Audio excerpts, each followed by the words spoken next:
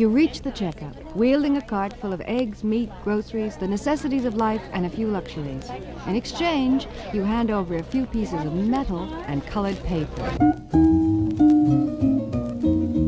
Money. Its origins, history, and development. People, places, some facts and fictions. Money today and a look at the future. Standard Life is pleased to present What is Money Anyway? Money? Well, it's cash. You know, dollars and cents. I haven't got a clue. Money is a way to buy the things you need, what you want. Money can buy happiness. It's what I've got in my pocket at the end of a month's hard work. Nothing. Well, you know, credit cards, checks, dollar bills, 25-cent pieces. You know, money. My dear sir, money is the root of all evil. That last saying comes from the Bible and expresses an ethic that became the theme of a popular song. Money is indeed the most important thing in the world, said George Bernard Shaw. And that prolific writer and scholar Samuel Johnson pronounced, no man but a blockhead ever wrote except for money. He must have been a rich man. Remember that time is money, said Benjamin Franklin.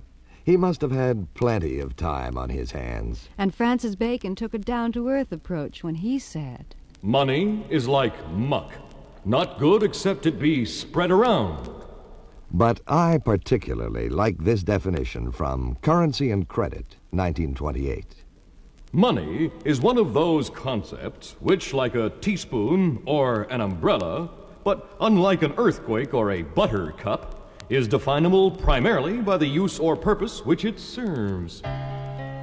Those pieces of colored paper and coins are money, and they have several purposes. They function as an acceptable medium of exchange. People are willing to accept pieces of metal or paper in exchange for goods or services. Money serves as a unit of account so we can determine comparative worth. Money acts as a store of value so we can save for that rainy day. And money serves as a standard by which payment may be made in the future. In other words, a standard of deferred payment. Today's money is portable, durable, and recognizable.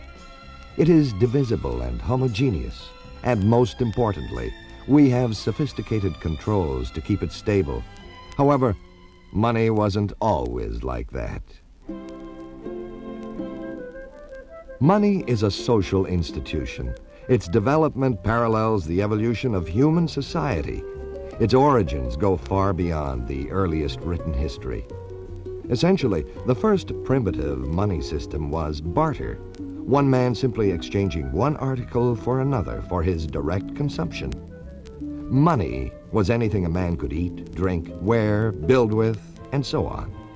It was a system depending on a double coincidence of wants. As society progressed, its wants changed too. One object of barter would tend to become an accepted medium of exchange in preference to all others. Cattle served as a standard of value in Homeric times, for instance. In fact, the word pecuniary is derived from the Latin pecus, meaning cattle. In his book Economics, Professor Samuelson observes, cattle are not divisible into small change, but while being hoarded, such money is likely to increase by reproduction. I suppose you could think of it as a crude form of savings plan. If 2 sacks of corn are worth 1 cow, what is 1 sack worth? Cattle had obvious disadvantages, as did the elephants of Ceylon, the oxen of Greece, and other such cumbersome beasts. While cows would serve as the standard, more convenient objects would be used for exchange, and society developed a little further. Thousands of different objects have been used as money at various times throughout the world, from the whale's teeth of Fiji to the skull money of Borneo. The heaviest money is probably the stone money of Yap, an island in the Pacific. The biggest weighs 5 tons. A medium-sized stone was worth 1 Yappie's wife, or an 18-foot canoe. In comparison, the lightest must be the feather money of New Hebrides. Salt money circulated among the natives of Ethiopia for centuries, and the Roman legions were paid in salt. The Roman word was sal. Today, we work for a salary. I wonder if the saying, salt of the earth, lies in there. Woodpecker scalps, elephant tail bristles, the teeth of porpoises, olive oil, wampum, beads, and cowrie shells. The selection of these objects was not necessarily arbitrary. They all possessed a value in the context of their society. Many probably had their origin in ceremonial, political, and religious usage. The word money originates in Roman mythology. Juno Moneta, wife of Jupiter, was the guardian of finances. Her name, Moneta, being derived from the Latin monere, to warn. The word subsequently became monnaie in the Old French, and so money in today's language. The Old English word minette was transformed into mint, the place where money was, and still is, made. The original money of the Canadian Indian was the wampum, consisting of shell beads made from clams. However, in the early 19th century, fur traders introduced fake porcelain beads, so wampum lost its value. A case of inflation, maybe. In 1784, it is recorded a Canadian beaver skin was worth half a pound of beads, 1.5 pounds of powder, or a brass kettle, or 2 pounds of sugar. One blanket, another form of money, was worth 6 beavers, 20 fish hooks, 1 beaver, and a gun, 12 beavers. Above all, blankets were a standard of deferred payment. An elaborate credit system was developed, all based on debts in blankets. Can you imagine being up to your ears in blankets? The Council of Quebec decreed in September 1674, "Moose skins shall be currency, and no one shall refuse them in payment of debts." The Westminster Review of March 1889 stated, "To that day, on the northeast coast of Newfoundland, cod alone was currency." That's 22 years after Confederation. A major step in the development of money came with the use of metals, gold, silver, and copper. This didn't happen overnight, but over centuries, and happened at different times in different parts of the world. The earliest reference to the use of metal comes from the Assyrians of Cappadocia, whose embossed silver ingots date back to 2100 BC. The metal took various forms: bars, axes, rings, and lumps of electrum. But the earliest coins of a recognizably modern type came from Lydia, an ancient country of Asia Minor in and around the 8th century BC. Silver was coined in Aegina about 750 BC, and the first coinage of gold is attributed to Croesus, king of Lydia, in the 6th century. Greek, Roman, and later European coins developed from these early prototypes. Minting techniques became more sophisticated, but essentially the basic concept didn't change. Precious metals formed the basis of exchange, value, and stored wealth to the present day.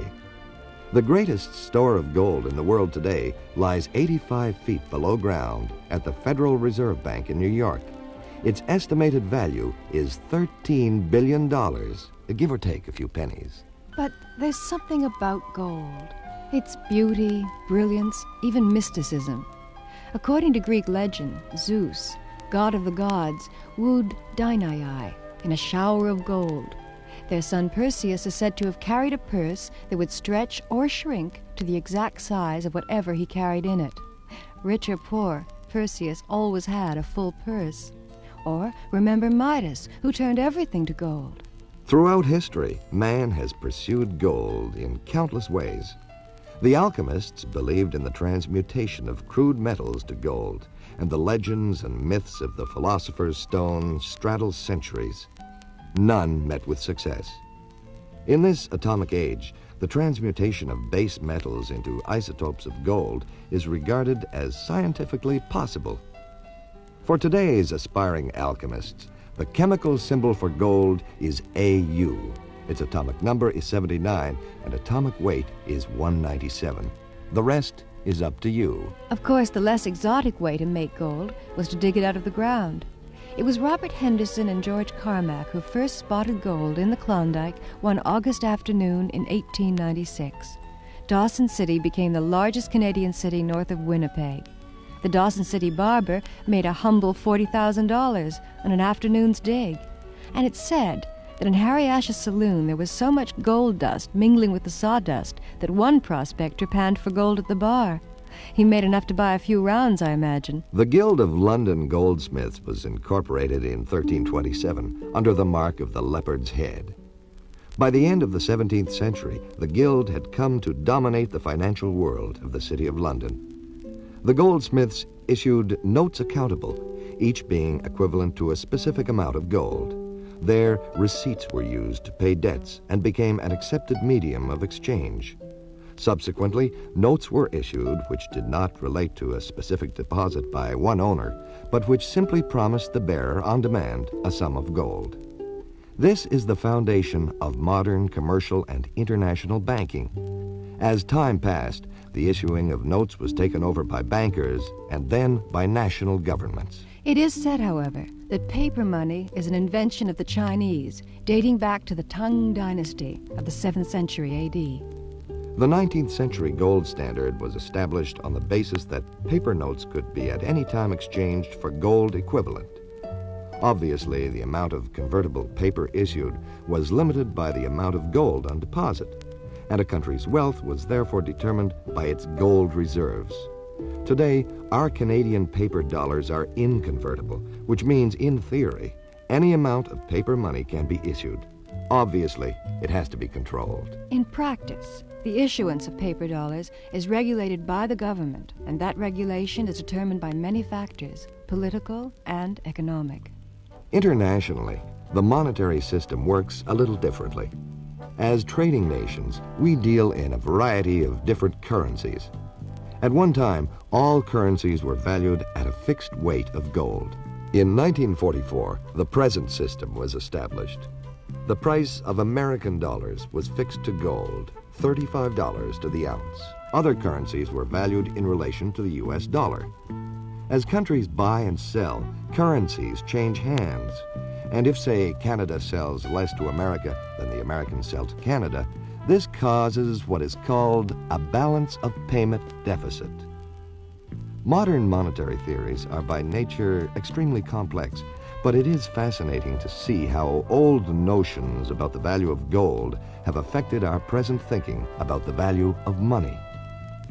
From primitive barter, man came to exchange objects intrinsically valuable. Our present domestic money is intrinsically worthless. It would seem we've gone the full circle. Most of the coins presently in circulation are worth less in metal content than face value. These are token coins. Earlier coins were made of metal equal to the worth of the coin. These were referred to as standard coins. Decimal currency was adopted by the province of Canada in 1858. And after Confederation in 1867, the formal 5, 10, 25, and 50-cent pieces were struck. It seems money doesn't grow on trees anymore. What a pity. Where does the money go? Essentially, it goes round and round, stimulating production, distribution, and exchange. Money provides the incentive for people to produce, to contribute to real wealth. In turn, the money we earn is used to buy the goods and services we need. Some money is invested in future productivity. This enables society as a whole to progress through the development of new productive resources. Bonds, common stock, debentures, and saving certificates are all forms of investment in the future. But of course, we can also have goods and services on credit. Plastic money. Instead of handing over paper, we use a card over and over again. These goods are paid for by our potential productivity. Time is money. Therefore, money is time. Gold is considered a measure of wealth because it is scarce and because it requires large amounts of productivity to obtain it. However, the term real wealth, as opposed to gold reserves, means productive resources and physical assets. In these terms, we judge a nation's wealth by its gross national product and its natural resources. In 1972, the gross national product of Canada was estimated at $103,407 million. It is axiomatic that money is not everything, But in this day and age, it may be difficult to say what else is. T.S. Eliot described us as people whose only monument was the asphalt road and lost golf balls. Another form of money? Money is your new house, your children's education, your insurance policies. Money is cars, factories, buildings, aircraft. Money is a means to an end, not necessarily an end in itself. Imagine all physical forms of exchange cease to exist. 20 years from now, we could be on the oil standard or the atomic standard. 100 years from now, money could simply be energy. Energy dollars? He spends money like it's going out of style, we say. Well, maybe it is. 25 years ago, our money supply amounted to roughly half our gross national product. Today, it approximates 1/5. We're doing more business with less money. A few decades from now, coins could be things to put in parking meters. Debit and credit will be rung up by computerized electronic impulse. Imagine an all-purpose payment card, similar to your Social Security card, except that it's magnetically coded with your national ledger number. Payment is made by inserting your card into a computer terminal and punching in the relevant data. So much to this store, so much to that company, and so on. The computer does it all. In turn, people will pay you by simply crediting your ledger account. Instant debit and credit. Terminals will be installed much like telephones. Public and private terminals all over town. You could pay all your monthly bills from the comfort of your own home at the touch of a button. Paper could be as obsolete as cowrie shells. And gold? Oh, something to tell your grandchildren about. My name's Neil Shee. And I'm Joan Blackman. We hope you've enjoyed our look at money, and on behalf of Standard Life, we'd like to thank you for listening.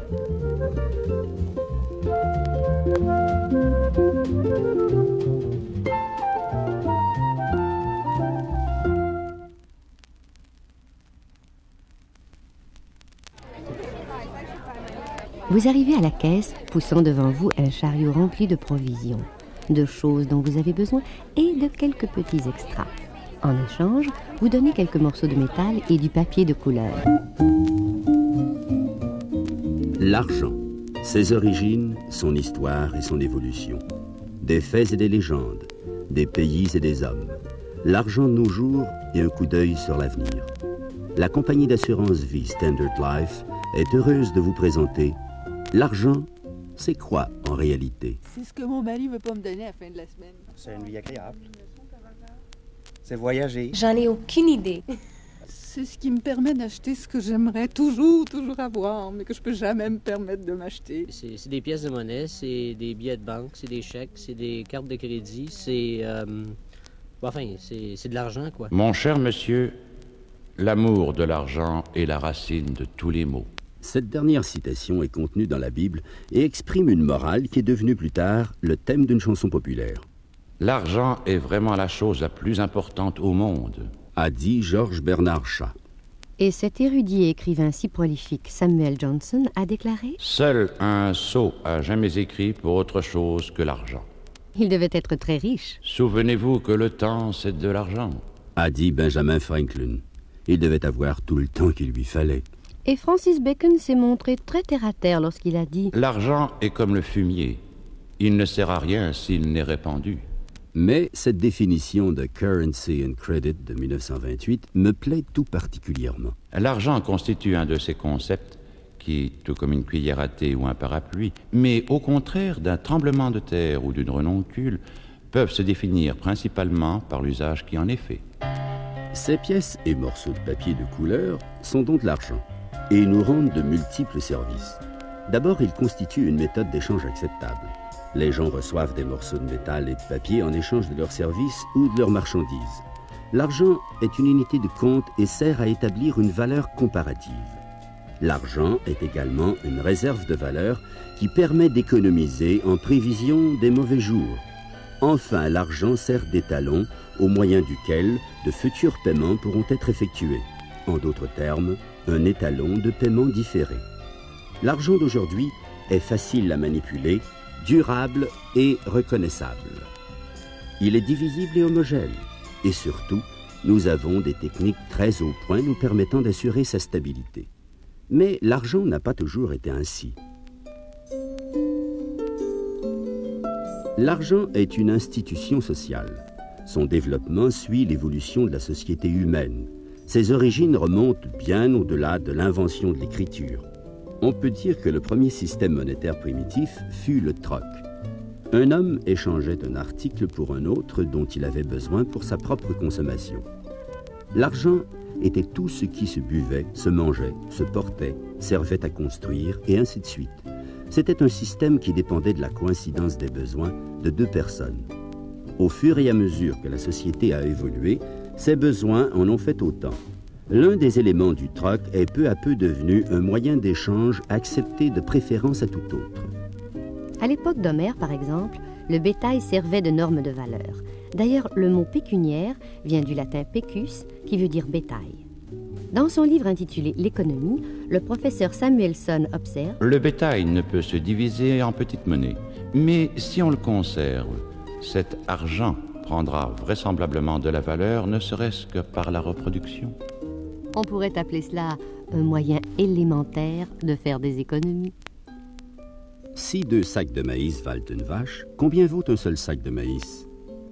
Le bétail avait des inconvénients assez évidents, ainsi que les éléphants de Ceylan, les bœufs de Grèce et autres animaux encombrants. Les vaches servaient de normes, mais des objets plus pratiques servirent aux échanges et la société franchit ainsi une autre étape. Des milliers d'objets différents ont servi d'argent à travers les âges et à travers le monde, depuis les dents de baleine des îles Fidji jusqu'au crâne de Bornéo. L'argent le plus lourd est probablement la monnaie-pierre de l'île de Yap dans le Pacifique. La plus lourde de ces pierres a un poids de 5 tonnes. Une pierre de dimension moyenne valait une épouse yapaise ou un canot de 18 pieds de longueur. Par contre, l'argent le plus léger est sans doute la monnaie de plume des Nouvelles Hébrides. Le sel a circulé pendant des siècles parmi les indigènes d'Éthiopie. Les légions romaines étaient d'ailleurs payées en sel. Le mot romain était « sal ». Et aujourd'hui, nous travaillons pour toucher un salaire. Je me demande si le dicton « le sel de la terre » s'explique ainsi. Les plumes des crânes de pic vert, les soies de la queue des éléphants, les dents de marsouin, l'huile d'olive, le wampum, les perles de verroterie et les coquilles du mollusque appelé porcelaine. Le choix de ces objets n'était pas nécessairement arbitraire. Ils avaient tous une certaine valeur dans le contexte de leur société. Beaucoup d'entre eux correspondaient aussi à un usage rituel, politique ou religieux. Le mot monnaie trouve son origine dans la mythologie romaine. Junon Moneta, épouse de Jupiter, était la gardienne des finances. Son nom Moneta était dérivé du latin monere, qui veut dire avertir. Ce mot est plus tard devenu monnaie en français moderne. Autrefois, le wampum servait d'argent aux Indiens du Canada. Il s'agissait de perles fabriquées avec des coquilles de palourde. Cependant, au début du 19e siècle, les trafiquants de fourrure introduisirent de fausses perles en faïence et le wampum perdit sa valeur. Un cas typique d'inflation, n'est-ce pas? En 1784, une peau de castor canadien valait une demi-livre de perles, 1,5 livre de poudre, une bouilloire en cuivre ou 2 livres de sucre. Une couverture, autre forme d'argent, valait 6 castors. 20 hameçons vous coûtaient un castor et 12 castors permettaient de s'offrir un fusil. Les couvertures représentaient surtout un mode de paiement différé. Un système de crédit très complet fut mis au point en vertu duquel les dettes étaient exprimées en couverture. On risquait donc de se retrouver plongé dans les couvertures jusqu'au cou. Le Conseil de la Ville de Québec décréta en septembre 1674 « Les pots d'orignal serviront de monnaie d'échange et personne ne pourra les refuser en paiement des dettes. » Le numéro de mars 1889 de la Westminster Review disait « Jusqu'à ce jour, sur la côte nord-est de Terre-Neuve, la morue était la seule monnaie en circulation. » Cela se passait 22 ans après la naissance de la Confédération. Une étape majeure de l'évolution de l'argent fut franchie lorsqu'on commença à se servir des métaux, or, argent et cuivre. Cette évolution fut extrêmement lente et dura des siècles. Elle se produisit dans différentes parties du monde. La plus ancienne mention de l'usage du métal nous vient des Assyriens de Cappadoce.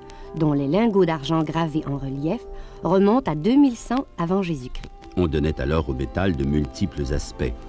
Il y avait des barres, des haches, des anneaux et des blocs d'électrum. Mais les plus anciennes pièces de monnaie, ressemblant plus ou moins à celles que nous connaissons aujourd'hui, proviennent de Lydie, ancien pays d'Asie mineure aux environs du 8e siècle avant Jésus-Christ. Des pièces d'argent furent frappées à Égine, vers 750 avant notre ère, et la première frappe de l'or est attribuée à Crésus, roi de Lydie, au 6e siècle avant Jésus-Christ. Les pièces grecques, romaines et plus tard européennes ont été créées à partir de ces premiers modèles. Les techniques de frappe sont devenues de plus en plus compliquées, mais pour l'essentiel, le concept de base est demeuré inchangé. Les métaux précieux encore aujourd'hui constituent la base des échanges des valeurs et des richesses accumulées. La plus grande masse d'or au monde à l'heure actuelle se trouve à 85 pieds au-dessous du sol à la Banque fédérale de réserve à New York. Sa valeur approximative est de 13 milliards de dollars à quelques sous près. Sa beauté, sa brillance et même sa mystique font que l'or a toujours fasciné. Selon les légendes grecques, Zeus, dieu des dieux, s'introduisit auprès de Danaé sous la forme d'une pluie d'or. Leur fils Persée avait sur lui, disait-on, une bourse qui s'étirait ou se rétrécissait à la dimension exacte de ce qu'il y mettait. Riche ou pauvre, on peut dire que Persée avait toujours la bourse pleine. Rappelez-vous aussi Midas, qui changeait en or tout ce qu'il touchait. Historiquement, l'homme a cherché à obtenir de l'or par tous les moyens. Les alchimistes croyaient à la transmutation des métaux bruts en or. Le mythe de la pierre philosophale a traversé bien des siècles, mais le but recherché n'a jamais été atteint. À notre époque atomique, la transmutation des métaux de base en isotopes de l'or est considérée comme scientifiquement possible. À l'intention des apprentis alchimistes d'aujourd'hui, le symbole chimique de l'or est AU. Son numéro atomique est 79 et son poids atomique 197. À vous de jouer maintenant. Bien sûr, il existait une méthode un peu moins romantique de trouver de l'or, c'était d'aller le chercher dans la terre.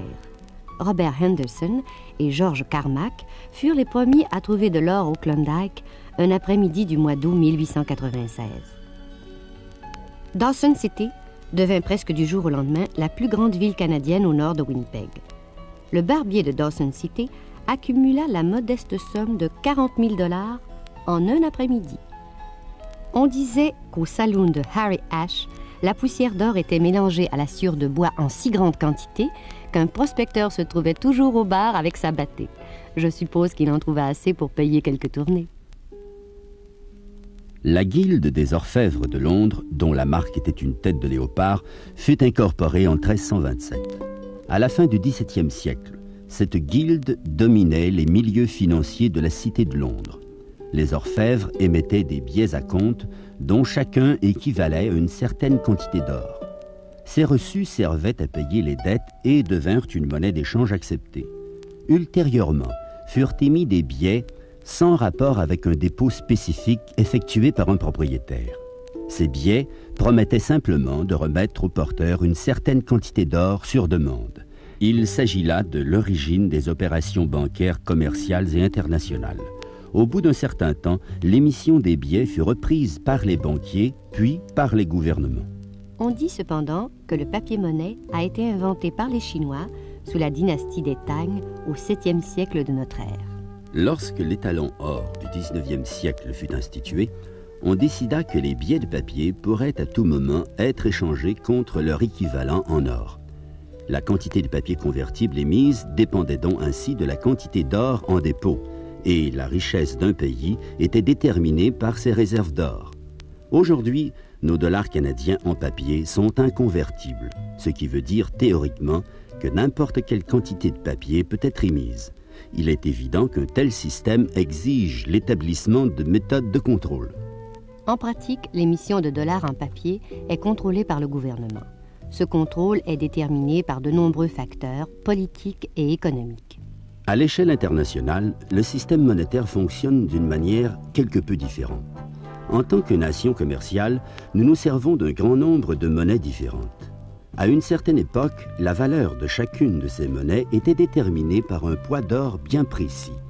En 1944, le système actuel fut établi. Le prix du dollar américain fut fixé par rapport à l'or, 35 $ l'once. La valeur des autres devises était déterminée par rapport au dollar. Lorsque les pays vendent ou achètent, les devises changent de main. Si par exemple, le Canada vend moins aux États-Unis que ceux-ci au Canada, on a alors un déficit de la balance commerciale. Les théories monétaires modernes sont, de par leur nature, extrêmement complexes. Mais il est fascinant de voir comment les anciennes notions sur la valeur de l'or ont affecté nos idées actuelles sur la valeur de l'argent. À l'époque primitive du troc, l'homme en était arrivé à échanger des objets qui avaient une valeur intrinsèque. Notre argent actuel est intrinsèquement sans valeur. La boucle semble fermée. La valeur nominale de la plupart des pièces de monnaie actuellement en circulation est supérieure à la valeur réelle du métal qu'elles contiennent. Ces pièces sont en quelque sorte des jetons. Les pièces plus anciennes contenaient une quantité de métal égale à leur valeur nominale. On les appelait des monnaies étalons. La province du Canada adopta le système monétaire décimal en 1858. Après la Confédération, en 1867, les premières pièces de 5, 10, 25 et 50 cents furent frappées. Il semblerait que l'argent ne tombe plus du ciel. Dommage. Où va l'argent ? Essentiellement, il parcourt toujours le même chemin, stimulant la production, la distribution et les échanges. L'argent incite les gens à produire et à contribuer à la richesse réelle. À son tour, l'argent que nous gagnons sert à acheter les marchandises et les services dont nous avons besoin. Une partie de l'argent est investie pour la productivité future. Ceci permet à la société dans son ensemble de progresser par l'intermédiaire du développement de nouvelles ressources productives. Les obligations, actions et certificats d'épargne constituent autant de formes d'investissement orientées vers l'avenir. Mais n'oublions pas que nous pouvons également nous procurer des marchandises et des services à crédit. Au lieu de manipuler du papier, nous nous servons d'une carte, la même chaque fois. Ces marchandises sont payées par notre potentiel de productivité. Le temps, c'est de l'argent, donc l'argent, c'est du temps. L'or est considéré comme une juste mesure de la richesse en raison de sa rareté et aussi parce que l'obtenir exige une somme importante de productivité. Cependant, le terme « richesse réelle » ne fait pas allusion à l'or, mais au produit national brut et aux ressources naturelles. Pour 1972, le produit national brut du Canada est estimé à 103 407 millions de dollars. Il est proverbial de dire que l'argent n'est pas tout. Mais à notre époque, il est difficile de dire ce qu'il est. L'argent, c'est votre nouvelle maison, les études de vos enfants, vos polices d'assurance. L'argent représente les voitures, les usines, les immeubles, les avions. L'argent est un moyen d'atteindre un but. Il n'est pas nécessairement une fin en soi. Imaginez que toutes les formes physiques d'échange cessent d'exister. Dans 20 ans, peut-être aurons-nous un étalon pétrole ou un étalon atomique. Dans 100 ans, argent sera peut-être synonyme d'énergie. L'argent s'est démodé, dit-on parfois. Peut-être. Il y a 25 ans, la masse monétaire correspondait à environ la moitié de notre produit national brut. Aujourd'hui, elle en représente environ 1/5. Nous faisons plus d'affaires avec moins d'argent. Dans quelques décennies, les pièces de monnaie ne serviront peut-être plus que pour les parcomètres et le débit et le crédit seront enregistrés par ordinateur. Imaginez une carte universelle de paiement semblable à votre carte de sécurité sociale, à cette différence près qu'elle serait magnétiquement codée avec votre numéro de compte au registre national. Pour effectuer votre paiement, vous insérez votre carte dans un terminal d'ordinateur et vous enregistrez les chiffres nécessaires, tant pour ce magasin, tant pour cette compagnie, et ainsi de suite. L'ordinateur s'occupe de tout et du reste. À leur tour, les gens vous paieront en créditant simplement votre compte. Débit et crédit instantanés. Des terminaux publics et privés seront installés dans toute la ville, tout comme des téléphones.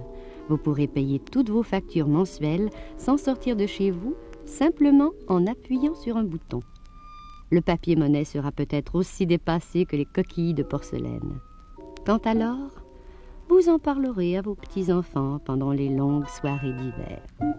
Ici Jacques Godin et Monique Joly Nous espérons que vous avez apprécié notre coup d'œil sur l'argent. Et de la part de Standard Life, nous vous remercions d'avoir bien voulu nous écouter.